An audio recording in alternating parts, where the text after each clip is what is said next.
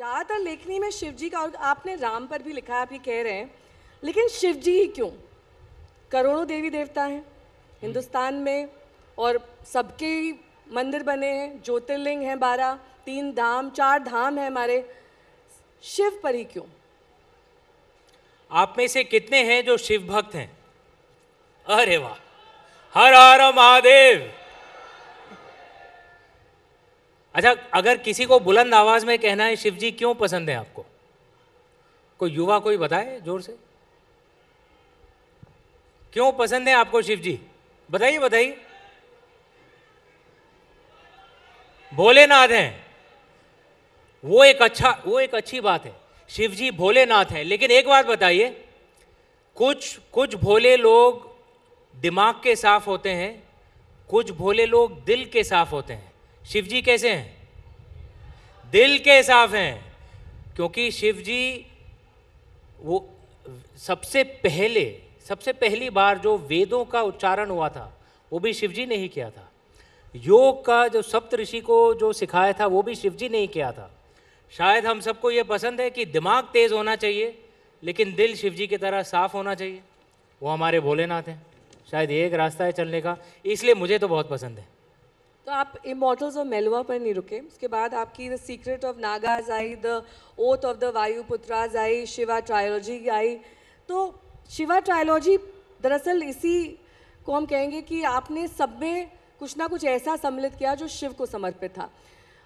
और मेरा सवाल भी इसी से जुड़ा हुआ है कि 12 ज्योतिर्लिंग, अगर आपने कभी उन सभी को उनके दर्शन किए हों, सभी में अपनी एक अलग खासियत है, सभी की एक कहानी है, सभी के साथ एक पुरानी विचारधारा है। कई ऐसे शिवलिंग हैं जिसमें 2-2 कहानियां हैं।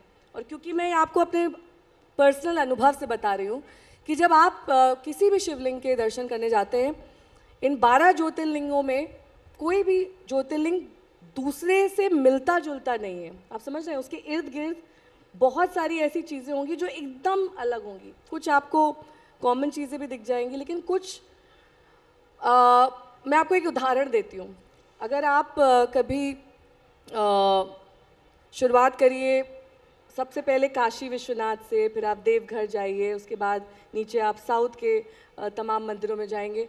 वहाँ का आर्किटेक्चर अलग है, वहाँ के मंदिर अलग हैं, वहाँ की मान्यताएं अलग हैं, वहाँ के दर्शन करने का तरीका अलग है, सब कुछ अलग है। आपके इन किताबों में अगर कभी हम झांकें तो क्या अमीश की शिव से भक्ति या शिव से तमाम जो आयाम हैं वो सब दिखाई दे जाते हैं, या अभी भी आपको लगता है कुछ रह गया है, मैं फिर से एक बार शिव पर लिखूंगा, या डॉक्यूमेंट्री में भी कुछ अधूरा रह गया, थोड़ी सी कसर रह गई है?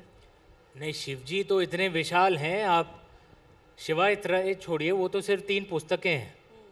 आप पूरा ज़िंदगी बिता दें, कई ज़िंदगियां बिता दें, उनके बारे में सब कुछ नहीं बता सकते हैं आप। शिव जी तो इतने विशाल हैं, लेकिन हम सबको एक अलग अलग पहलू भाता है। मेरे बाबा जी, पिताजी के पिताजी विश्वनाथ जी में पंडित हुआ करते थे वाराणसी में, तो मुझे विश्वनाथ जी जो ज्योतिर्लिंग है वो बहुत पसंद है। लेकिन हाल में मेरी पत्नी और मैं, हम लोग केदारनाथ जी गए।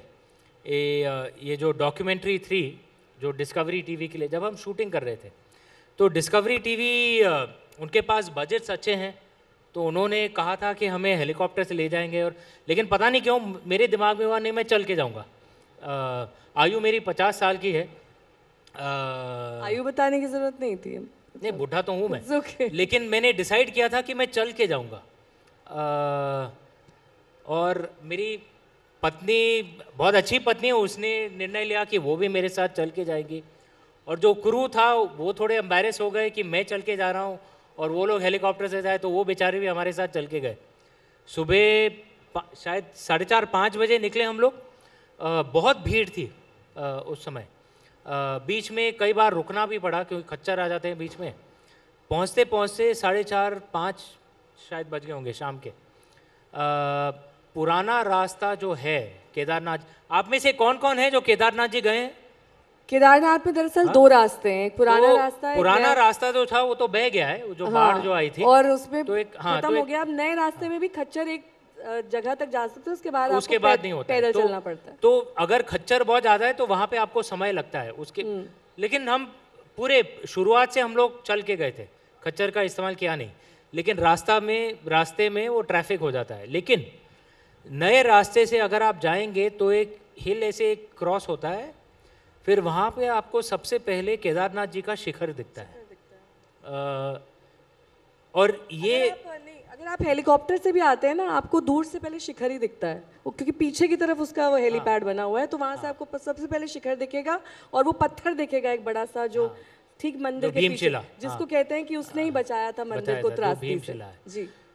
लेकिन शायद हेलीकॉप्टर से वो अनुभव नहीं होता जो मुझे चल के अनुभव जो मिला, क्योंकि हमारे पूर्वज कहते थे कि एक तपस्या का भी एक रोल होता है ज़िंदगी में। अगर कुछ भी चीज़ आसानी से मिल जाए तो उसका जो अच्छा अनुभव होना चाहिए वो आपको मिलता नहीं है। तो अगर आप किसी तीर्थ स्थान जा रहे हैं लेकिन चल के जा रहे हैं, तपस्या करके जा रहे हैं, परिश्रम करके जा रहे हैं, तो जब आपको वो मंदिर दिखता है तो जो अनुभव होता है, तो उसका वर्णन नहीं हो सकता है। वो एक अलग ही लेवल पे, अकल्पनीय है, एक अलग ही लेवल पे होता है। और जब मैंने शिखर को पहली बार देखा, मैं फूट कर मैंने रोना शुरू कर दिया।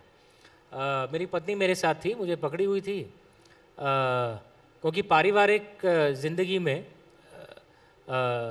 6-7 साल बहुत ही कठिन थे। क्रूशल रहे। हमारे परिवार में कई सदस्यों की मृत्यु हो गई, कुछ लोगों की बहुत अचानक और दुखद तरीके से हुई। मन बहुत दुखी था। मैं पूछना चाहती हूँ, लेकिन जब मैंने केदारनाथ जी को देखा, ऐसा लगा कि शिव जी मेरे अंदर जो वेश जो सब भरा हुआ है, इतने दुख, इतना गुस्सा, वो सब वो बस पी गए।